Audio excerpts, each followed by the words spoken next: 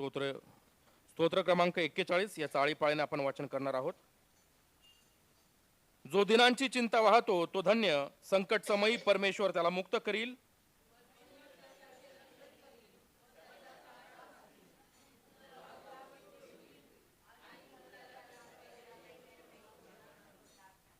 तो रोगाने अंथरुणास खेळला असता परमेश्वर त्याला सांभाळील.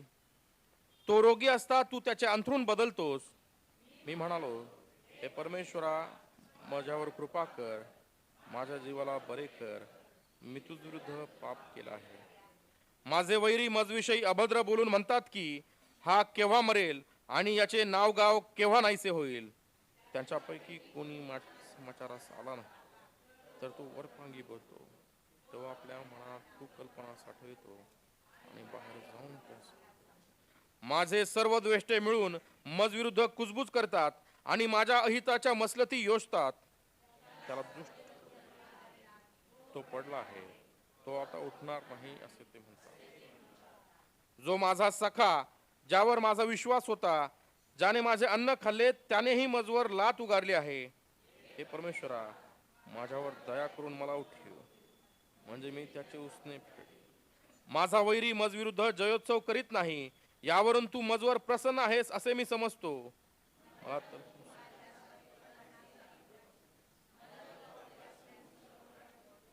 शेवटचं वचन आपण सर्वजण मिळून वाचूयात. इस्रायलाचा देव परमेश्वर युगानुयुग धन्यवादित असो. आमेन आमेन.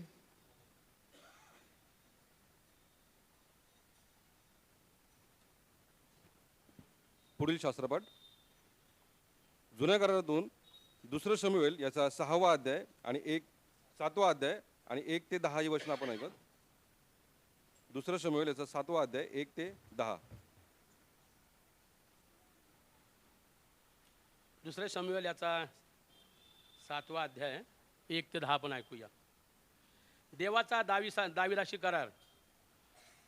राजा आपल्या मंदिरात राहू लागला आणि परमेश्वराने त्याला त्याच्या चहूकडल्या शत्रूपासून विसावा दिला.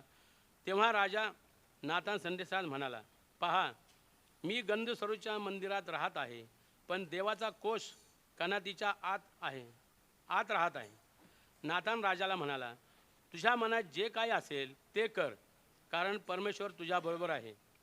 त्याच रात्री परमेश्वराचे वचन नाथानला प्राप्त झाले ते असे, जा, माझा सेवक दावीद ह्याला सांग, परमेश्वर म्हणतो, तू माझ्या निवासासाठी मंदिर बांधणार काय? मी इस्रायल लोकांना मिश्र देशातून बाहेर काढले त्या दिवसापासून आजपर्यंत माझा निवास कधी मंदिरात झाला नाही. डेऱ्यातून व मंडपातून मी भ्रमण करीत आहे. मी इस्रायल लोकांसह जिकडे तिकडे भ्रमण करीत फिरलो.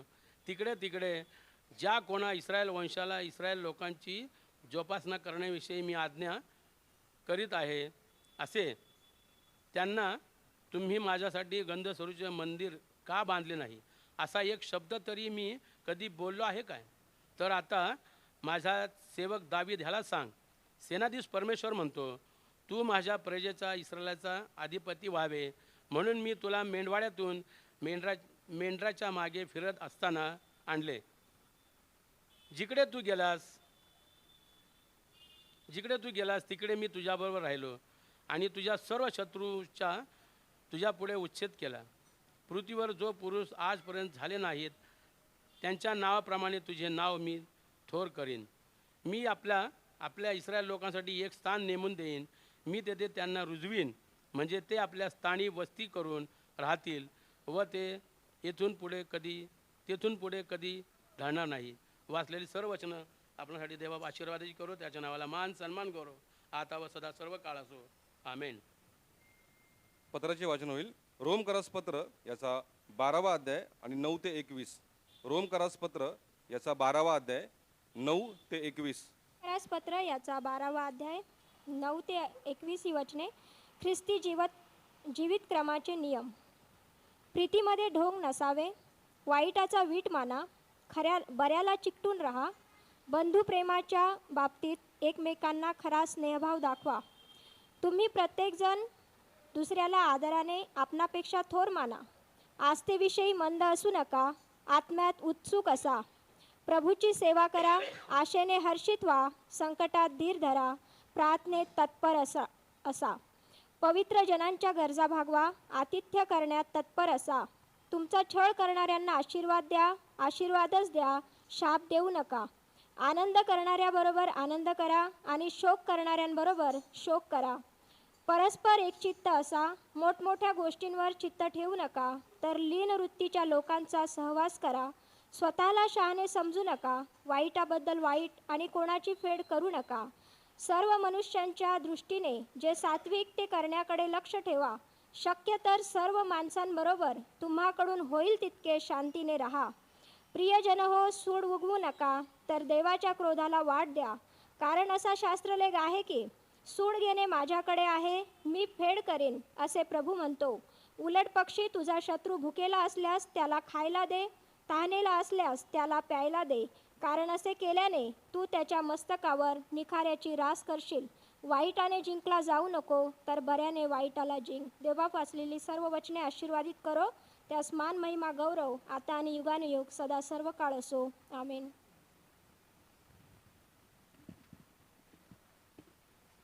शुभवर्तमानांचे वाचन होईल. आपण सर्वजण उभं राहूयात. मत्तई शुभवर्तमान याचा 6वा अध्याय आणि 1 ते 8. मत्तई शुभवर्तमान याचा 6वा अध्याय 1 ते 8 पाळसाहेब आपल्यासाठी वाचतील. शुभवर्तमान आजच्या दिवसाकरता नेमण्यात आलेले शुभवर्तमान मत्तई शुभवर्तमान याचा 6वा अध्याय आणि त्याच्या पहिल्या वचनापासून आजचं शुभवर्तमान लिहिण्यात आलेलं आहे. माणसांनी पावे या हेतूने तुम्ही आपले नीतिकृत्ये त्यासमोर न करण्याविषयी जपा. केली तर तुमच्या स्वर्गातील पित्याजवळ तुम्हाला प्रतिफळ नाही. यास्तव जेव्हा जेव्हा तू दानधर्म करतोस तेव्हा तेव्हा लोकांनी आपला गौरव करावा म्हणून ढोंगी जसे सभास्थानात व रस्त्यात आपणापुढे शिंगा वाजवतात तसे करू नकोस.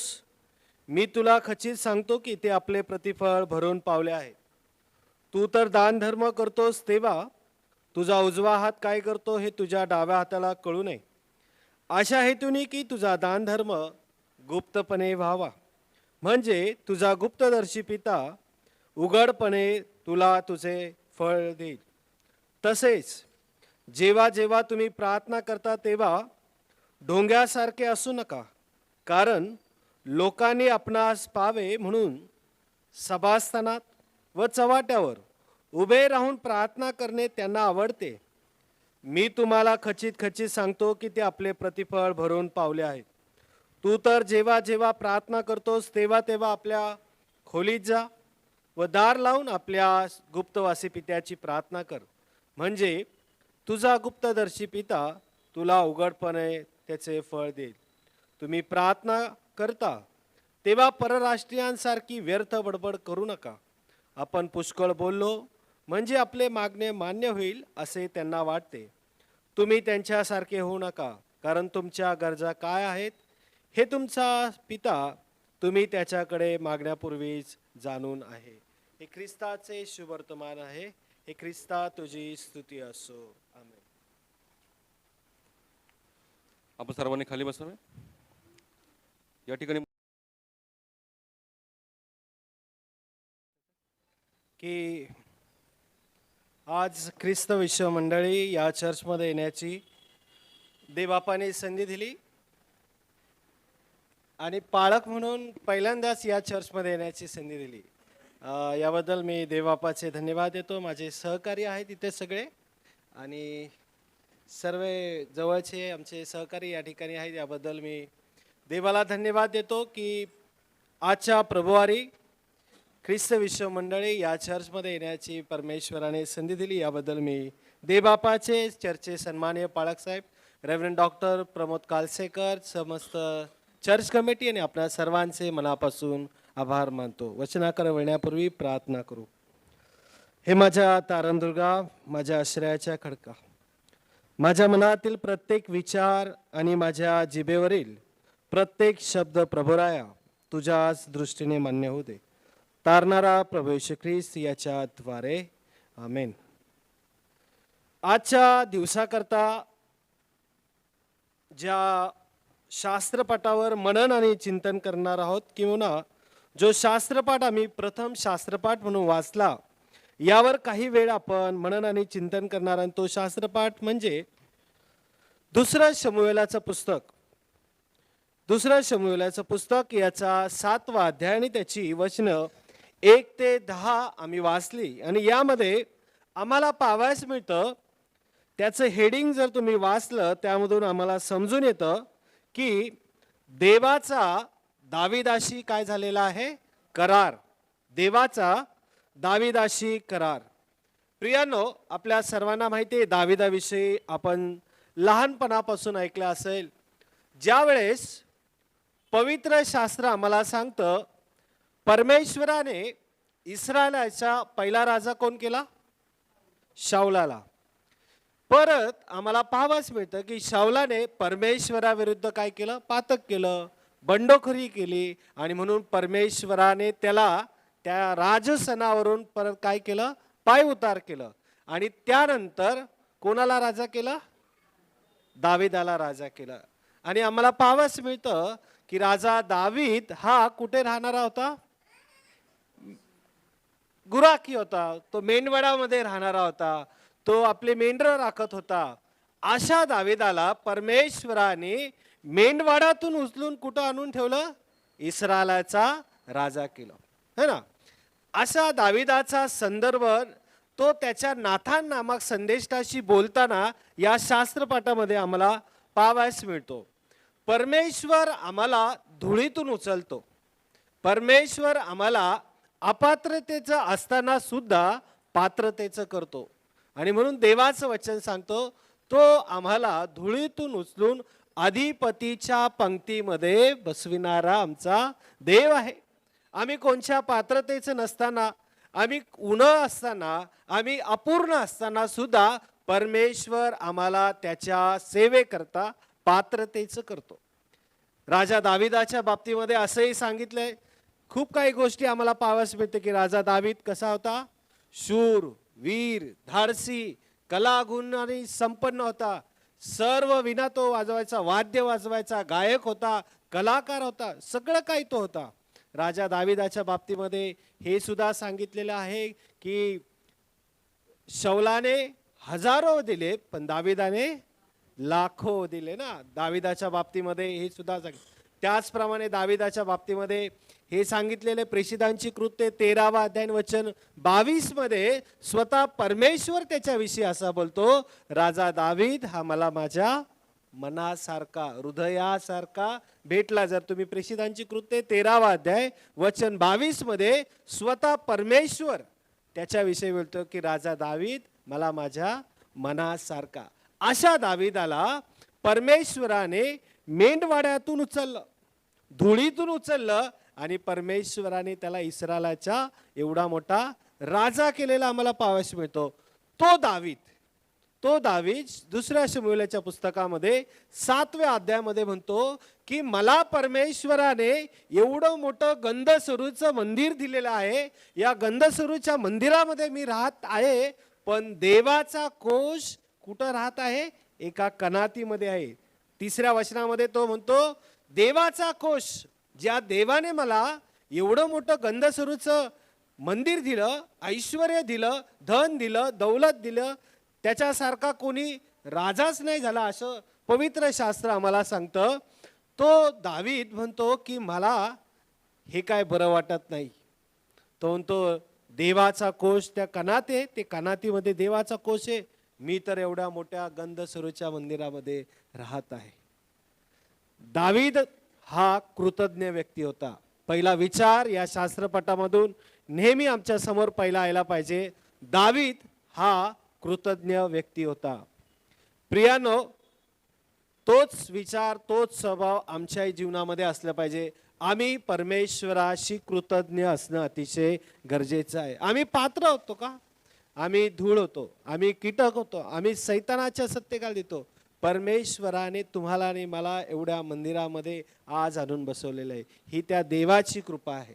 आणि म्हणून जसा दावीद हा कृतज्ञ व्यक्ती होता, तसं आम्हीही देवाशी कृतज्ञ असू नये, त्याला कृतज्ञ असणं अतिशय गरजेचं आहे. हा पहिला विचार या शास्त्रपाठातून आम्हाला पाहावयास मिळतो. दुसरा महत्वाचा विचार म्हणजे दावीदाला देवासाठी काहीतरी करायची इच्छा झालेली आहे. दावीदाला देवासाठी काहीतरी करायची इच्छा काय झाली? दावीदाने ती इच्छा कोणाला बोलून दाखवली? नाथान नामक संदेष्टाला. मला देवासाठी काहीतरी करायची इच्छा दावीदाच्या मनामध्ये होती. देवाच्या बद्दल की देवाचा कोश कनातीमध्ये आहे आणि मी तर एवढ्या मोठ्या गंधसरूच्या मंदिरामध्ये राहत आहे. दावीदाला देवासाठी काहीतरी करायची इच्छा झाली आहे. तुम्ही, मी, आम्ही बसलेलो सगळेजण, आम्हा प्रत्येकाच्या मनामध्ये नेहमी एक लक्षात ठेवा, आम्हा प्रत्येकाच्या मनामध्ये देवासाठी काहीतरी करायची इच्छा प्रत्येकाला असते. प्रत्येकाला असते.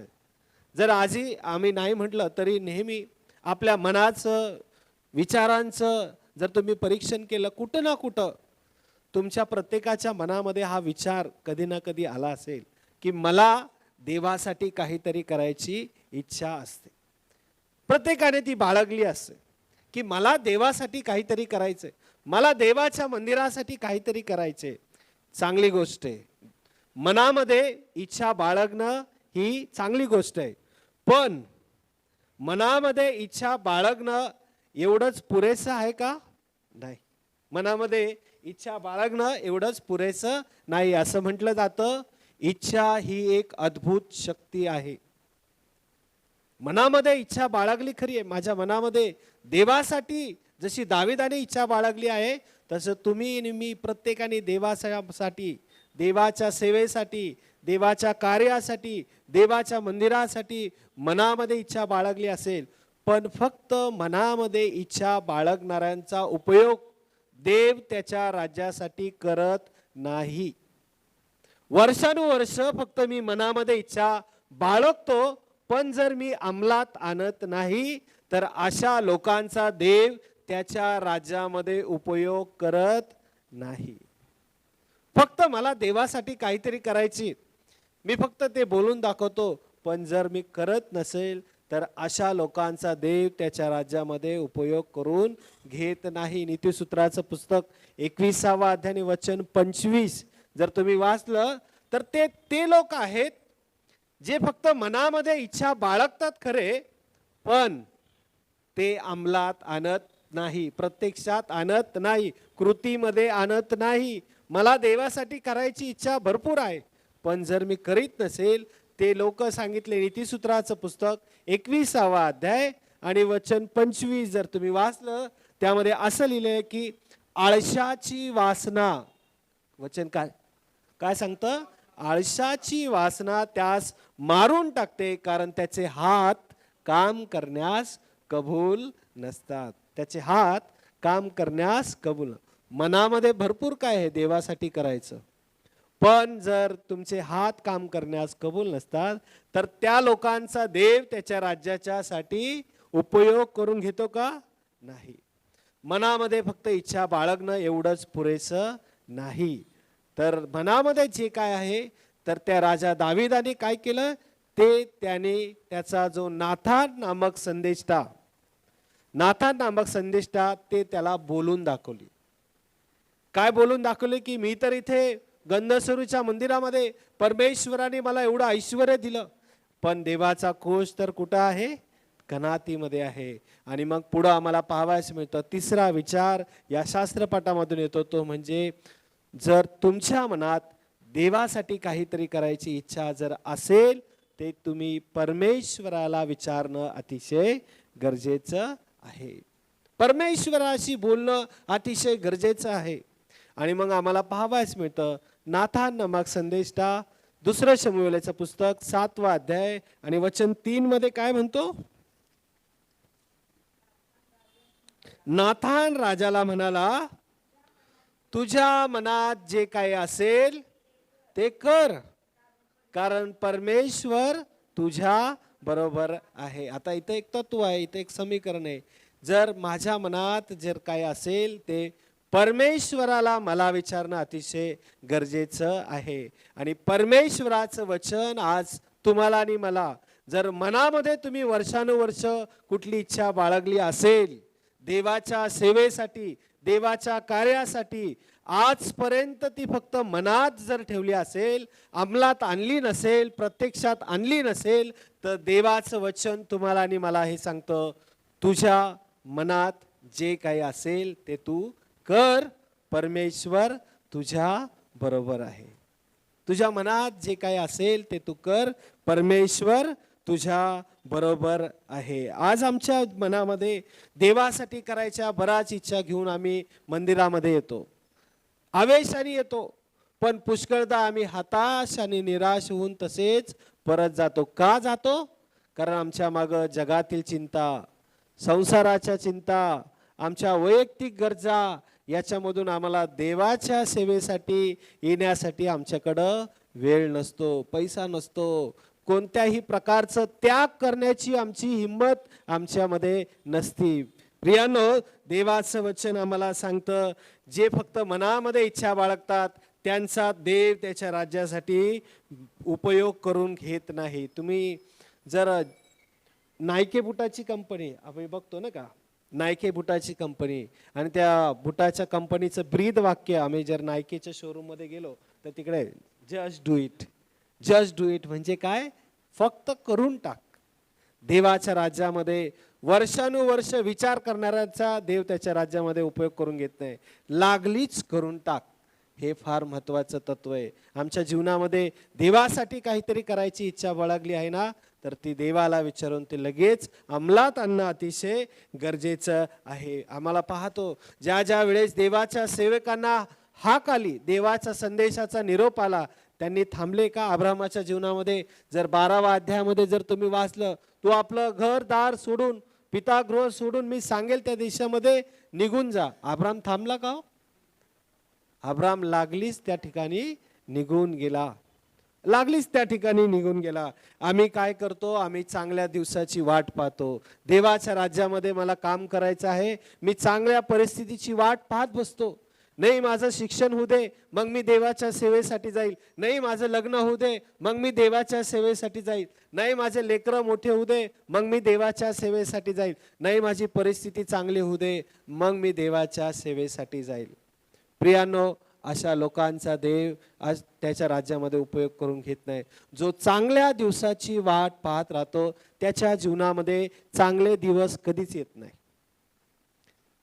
चांगल्या दिवसाची मी वाट पाहत राहिलो तर माझ्या जीवनामध्ये चांगले दिवस कधीच येत नाही. उपदेशकाच्या पुस्तकामध्ये 11वा अध्याय वचन 3 आणि 6 जर तुम्ही वाचलं तर त्या ठिकाणी असं लिहिलेलं आहे, जो आकाशात वारा पाहत राहतो तो कधीही पेरणी करणार नाही. मी जर आकाशात पाहत राहिलो, काल ढगाळ वातावरण आलं, अरे म्हटलं काल पाऊस पडेल, पाऊस पडला का?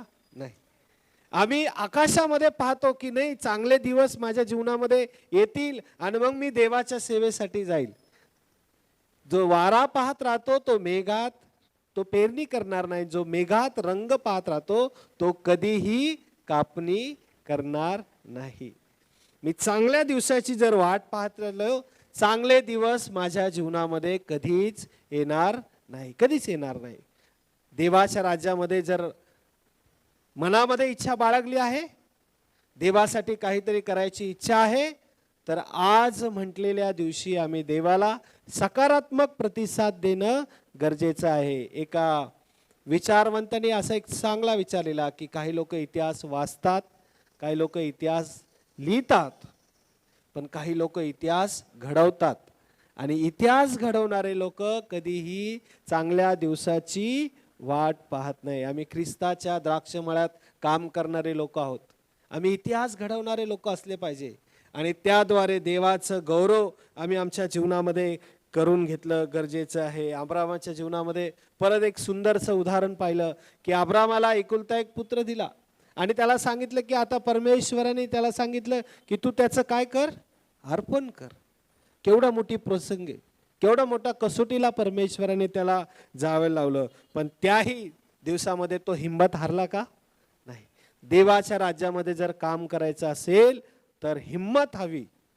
देवाचं राज्याचं काम इतकं सहजासहजी नाही.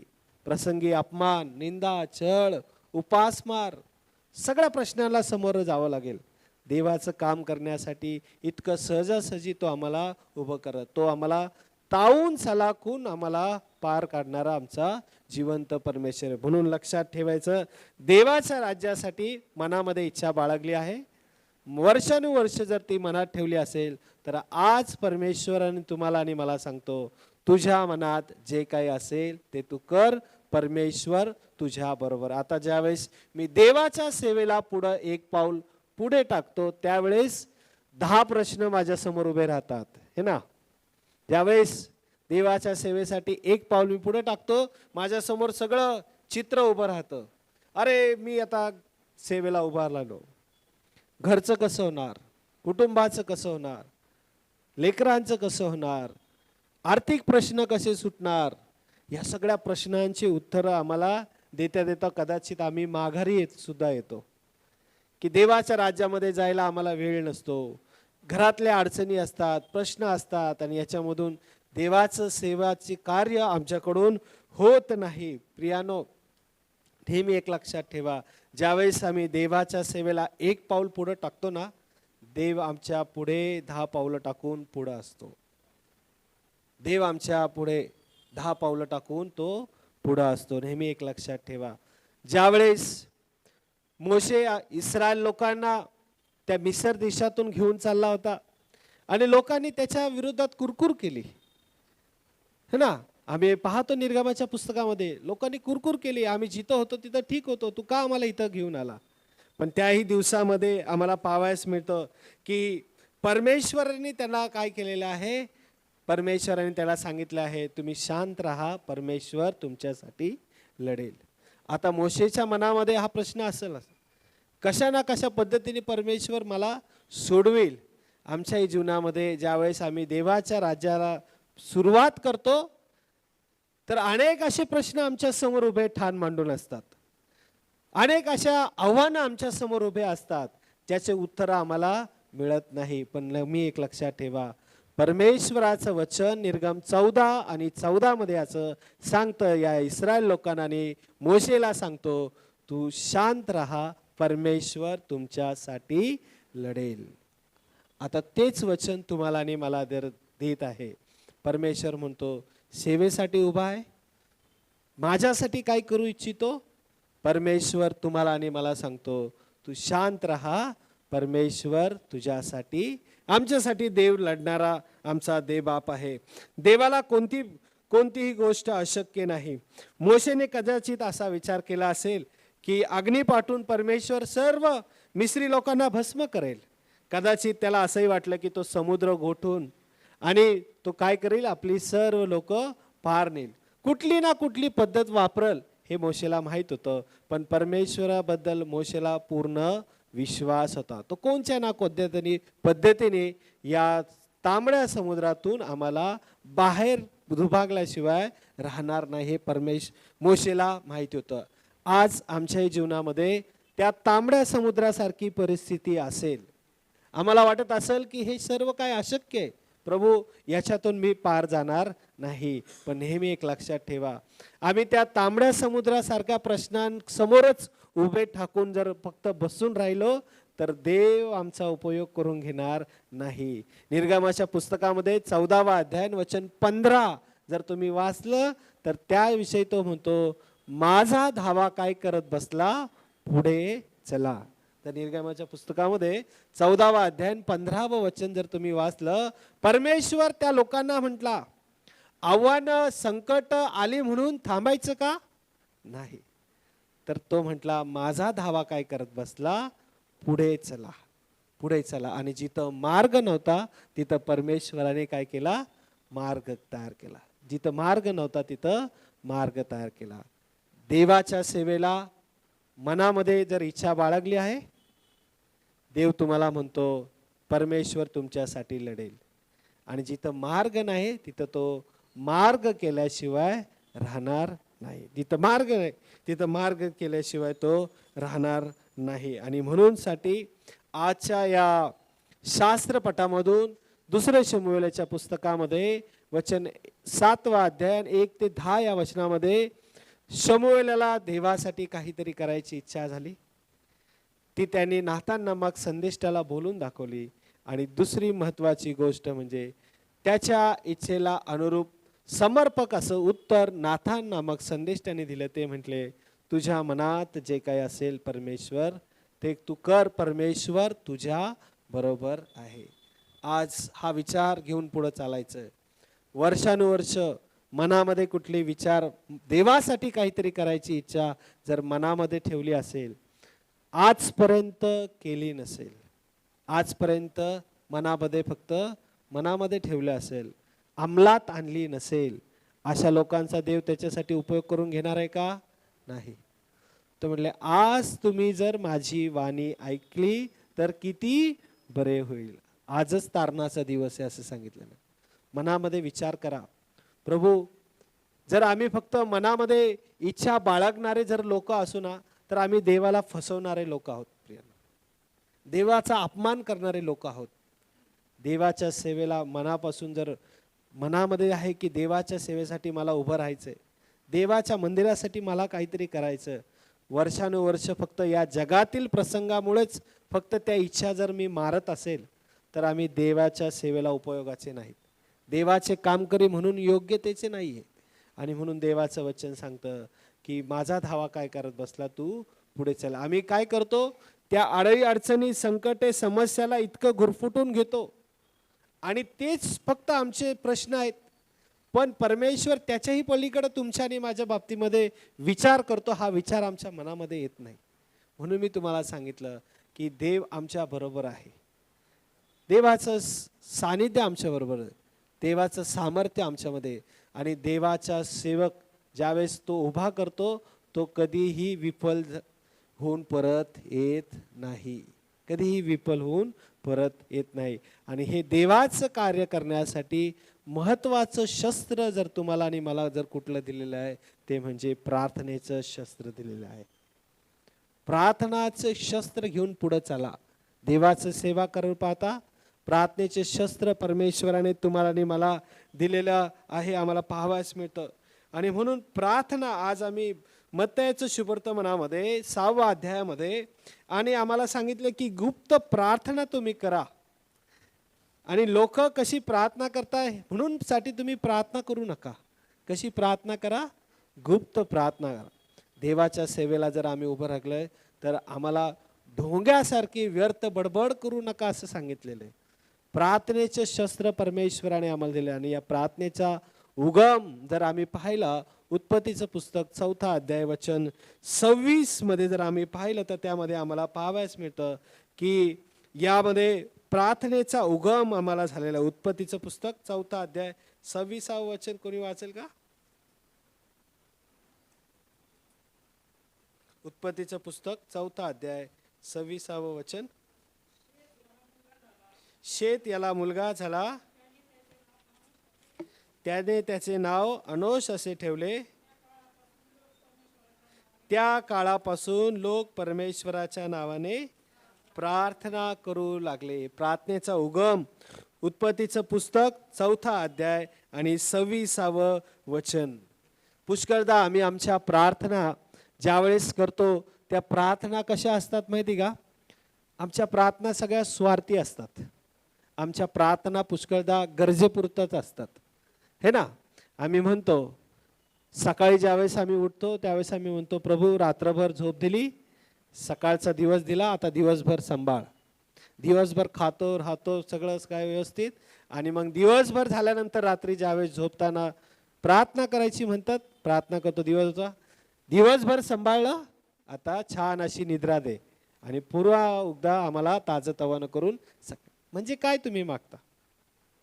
सगळं काय माझ्यासाठी. प्रभू मला सुंदर नोकरी दे, सुंदर बायको दे, लेकरं दे, घरदार दे, सगळं माझ्यासाठी. प्रार्थनेमध्ये काय मागतो आपण? आम्ही काय मागतो? फक्त माझे गरजांची यादीच वाचतो नेहमी. प्रत्येकाच्या मनात दिसण्यातून मला कळतं की आपण काय मागतो, है ना. म्हणून प्रार्थना कशी करावी आम्हाला सांगितलेलं आहे. ज्यावेळेस आम्ही बायबल सेमिनरीमध्ये होतो, इथे आहेत आता बायबल सेमिनरीचे स्टुडंट, बायबल सेमिनरीमध्ये होतो, तर आम्ही 4 शब्दामध्ये तुमची प्रार्थना असावी असं आम्हाला सांगितलं. ते थोडक्यात मी तुम्हाला सांगतो. ACTS. ए म्हणजे ॲडोरेशन. माझ्या प्रार्थनेमध्ये वैयक्तिक प्रार्थना ज्यावेळेस करतो त्यावेळेस माझ्या प्रार्थनेमध्ये ॲडोरेशन म्हणजे वंदन, स्तुती, आराधना असली पाहिजे. माझ्या प्रार्थनेमध्ये प्रभूला धन्यवाद देणं गरजेचं आहे. प्रभूला स्तुती अर्पणाचा धन्यवाद यज्ञ करणं अतिशय गरजेचं आहे. माझ्या प्रार्थनेमध्ये की त्या प्रभूने त्याचं गौरव, त्याचं मान, सन्मान, गौरव माझ्या वैयक्तिक प्रार्थनेमध्ये सर्वप्रथम असणं अतिशय गरजेचं आहे.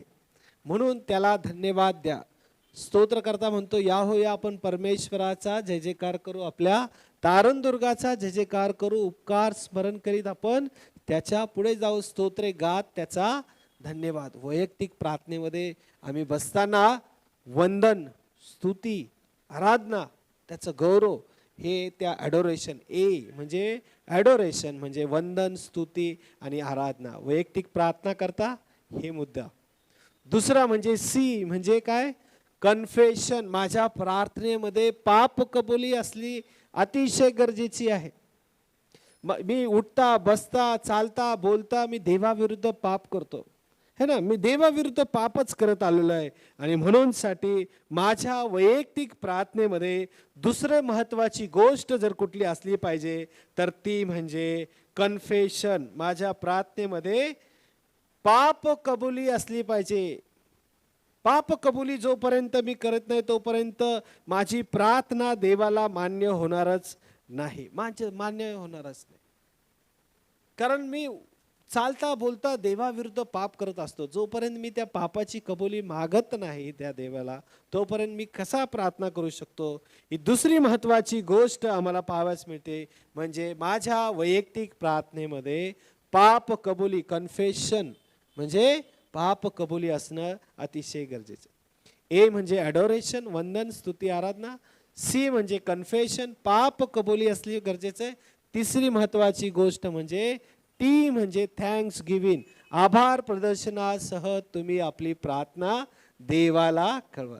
थँक्स गिव्हिंग, आभार प्रदर्शन. प्रभूने आज जे पण काही आम्हाला दिलेले आहे त्याच्याबद्दल आभार प्रदर्शन करणं अतिशय गरजेचं आहे. जोपर्यंत मी आभार प्रदर्शन करत नाही की प्रभूने जे मला दिलं, आम्ही फक्त मागतोच, जे दिलं त्याच्याबद्दल आम्ही आभार प्रदर्शन करतो का? नाही. जे दिलं त्याच्याबद्दल आभार करा. जे पण काय दिलं सर्वदा आनंदित असा, निरंतर प्रार्थना करा, सर्व स्थितीमध्ये तुम्ही देवाची उपकार स्तुती करा. 1 थेसलोनिके 5, 16, 17, 18, 19 आम्हाला काय सांगतं? सर्वदा आनंदित करा, निरंतर सर्व स्थितीमध्ये तुम्ही देवाची उपकार, कारण ख्रिस्त येशूमध्ये तुम्हाविषयी देवाची इच्छा हीच आहे. आत्म्याला विजू नका, देवाचा वचनाचा धिक्कार करू नका, असं मला सांगितलं थेसलोनिकराच्या पत्रामध्ये. म्हणून जे पण काही आम्हाला दिलेलं आहे त्याच्याबद्दल देवाला धन्यवाद द्या. आभार प्रदर्शनासह फिलिप्पियराच्या पत्रामध्ये काय सांगितलं? आभार प्रदर्शनासह आपली मागणी देवाला कळवा. म्हणजे सर्व बुद्धी सामर्थ्याच्या पलीकडे असलेली देवाने दिलेली शांती तुमच्या मनामध्ये राहणार. जे पण काही दिलेले आहे त्याबद्दल धन्यवाद आणि आभार प्रदर्शन विसरायला. आणि चौथी गोष्ट म्हणजे एस म्हणजे सप्लिकेशन म्हणजे समर्पणासहित आमची प्रार्थना देवाला सादर करायची आहे. कधी कधी आम्ही अर्ध्या झोपेतच असतो, तशीच प्रार्थना करत असतो, थकलो असतो. सकाळी पण आम्ही ज्यावेळेस उठलो त्यावेळेस आम्ही झोपेतच असतो. म्हणजे आमचं मन एकाग्र, एकच चित्त जेव्हापर्यंत आम्ही करत नाही, समर्पित होऊन देवाला प्रार्थना करायची. समर्पित होऊन पवित्र शास्त्रामध्ये अशा बऱ्याच प्रार्थना आम्ही पाहिलं. येशूने विवळ होऊन प्रार्थना केली, येशूने रडून प्रार्थना केली, येशूने गुडघे टेकून प्रार्थना केली, येशूने उभे राहून हात उभारून प्रार्थना केली, कळकळीने प्रार्थना केली. अनेक अशा प्रार्थना आम्हाला केलेल्या. ते प्रार्थनेचं सामर्थ्य घेऊन देवाच्या सेवेसाठी उभे राहा.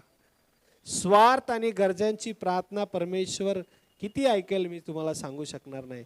पण माझ्या प्रार्थनेमध्ये या गोष्टी असणं, वंदन, स्तुती, आराधना, पाप कबुली, आभार प्रदर्शन, समर्पित होऊन ज्यावेळेस आम्ही देवाला प्रार्थना करू त्यावेळेस देवबाप तुमची आणि माझी प्रार्थना ऐकल्याशिवाय राहणार नाही.